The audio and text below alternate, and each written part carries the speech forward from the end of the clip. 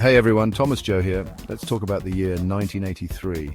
It was a time of big hair, synth pop, and oh yeah, the world almost ended in a nuclear apocalypse. No, seriously, the Cold War, that decades-long standoff between the United States and the Soviet Union, came terrifyingly close to going hot. It wasn't just one isolated incident either. A perfect storm of misunderstandings, miscalculations, and near misses brought us to the brink. In 1983, the world came dangerously close to a nuclear war. Here are 5 main facts you need to know about this tense period in history. We're going to delve into the heart-stopping moments, the key players, and the lasting impact this near miss had on global politics. By understanding the past, we gain a better grasp on the present and the responsibility we all share in preventing future catastrophes. Picture this, it's September 26, 1983. The Cold War is as icy as ever. Deep within a Soviet command bunker, an alarm screams out, a missile launch detected from the United States, then another alarm and another. The computer system is unequivocal. America had launched a nuclear attack. The protocol for the Soviet Union in such a situation was clear: retaliate. Launch their own nuclear arsenal before the incoming missiles could obliterate their command structure. It was a terrifying scenario, the very nightmare that had haunted the world for decades. The weight of the decision fell upon the shoulders of one man, Stanislav Petrov.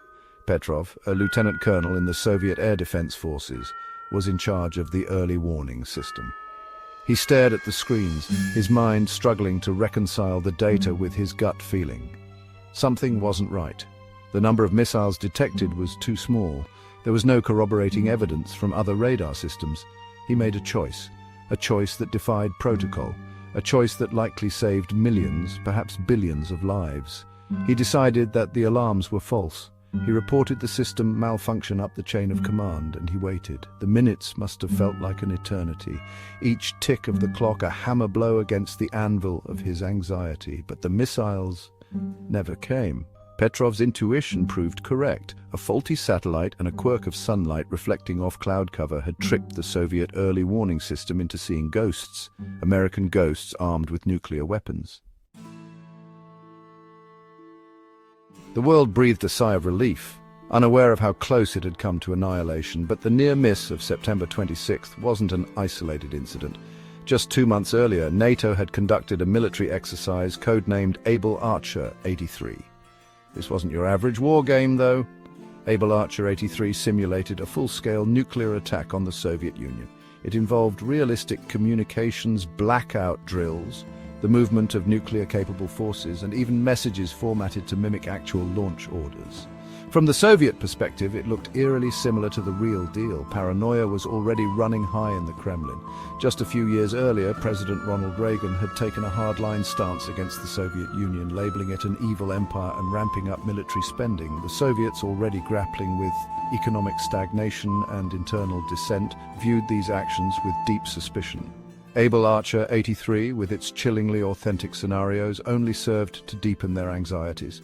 They feared that NATO, under the guise of an exercise, might be preparing for an actual first strike. The situation was a powder keg, and Able Archer 83 was the spark. Let's go back to Stanislav Petrov for a moment. Imagine the pressure he faced that night. On his shoulders rested the fate of nations, the future of humanity. The computer system, his supposed ally in this high-stakes game of nuclear chess, had betrayed him, spitting out false positives that could have triggered an irreversible chain reaction. But Petrov, to his eternal credit, didn't panic. He didn't blindly follow protocol. He trusted his instincts, his experience, and his knowledge of how the system should have worked. He questioned the data, recognized the inconsistencies, and made the call, a call that went against everything he'd been trained to do. His actions that night were an act of incredible courage and clear-headedness. He was a man staring into the abyss staring back, and he chose to blink. He chose hope over fear, logic over blind obedience.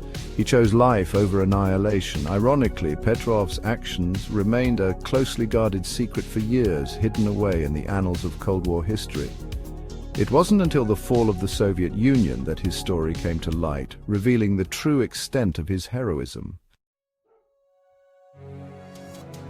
The events of 1983 the false alarm, and the heightened tensions surrounding Able Archer 83 served as a much-needed wake-up call for both superpowers.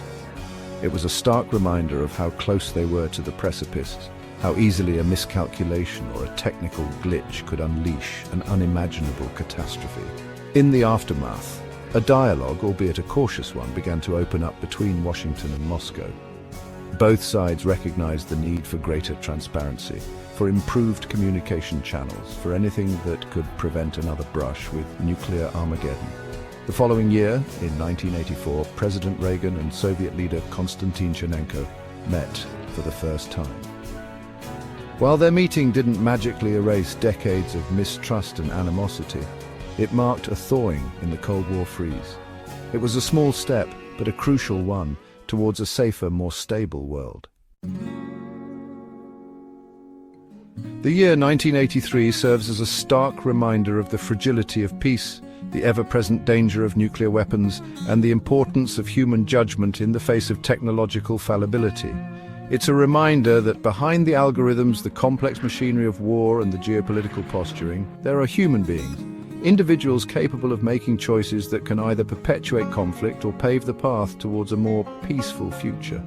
The story of 1983 is also a story about the importance of communication, of keeping lines of dialogue open even in the most tense and adversarial of relationships. It's a story about the need for empathy, for understanding the perspectives and fears of those we might consider our enemies.